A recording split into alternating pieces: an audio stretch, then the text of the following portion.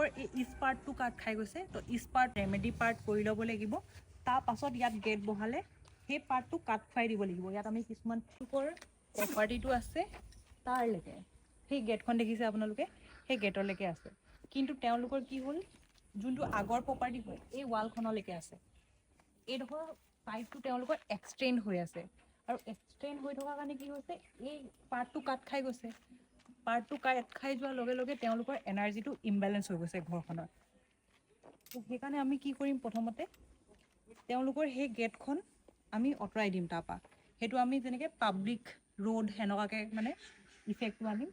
আৰু ইয়াত আমি মেইন গেট ইয়াত দিম এই মাটিডোখৰ এৰা নিচিনা কৰি দিম তেতিয়া তেওঁলোকৰ প্লটটো স্কুৱেৰ হৈ যাব সেই এনাৰ্জিটো তেতিয়া নাহে তেওঁলোকৰ ঘৰত আৰু এতিয়া আমি চাম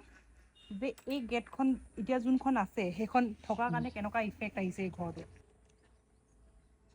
চোৱা এতিয়া আমি দুবাৰ চেক কৰিলোঁ 2 টাইমছে আমাৰ নো আহিছে আৰু যেতিয়া তেওঁলোকে গেটখন চেঞ্জ কৰিব আৰু অকণমান টাইম ইউজ কৰিব ইয়াত বনাই কিনে ওচৰত বনাই কিনে তেতিয়া এই এনাৰ্জিটো চেঞ্জ হ'ব আৰু যদি এখন ইউজ কৰি থাকে তেওঁলোকৰ এই ইষ্ট পাৰ্টটো কাট খুৱাই দিব লাগিব ইয়াত আমি কিছুমান ৰেমেডি কৰি কিনে সেই পাৰ্টটো কাট খুৱাই দিম যেতিয়া আমাৰ প্লটটো স্কুৱেৰ হৈ যাব